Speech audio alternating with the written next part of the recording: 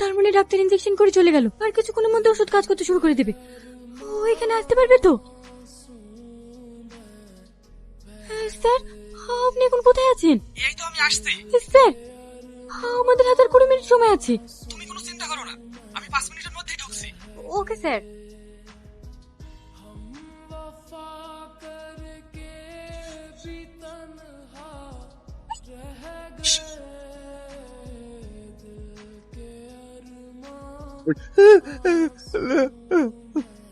তুমি কোনো টেনশন করো না, আমি যেটা বলছি সেটা মন দিয়ে শুনো।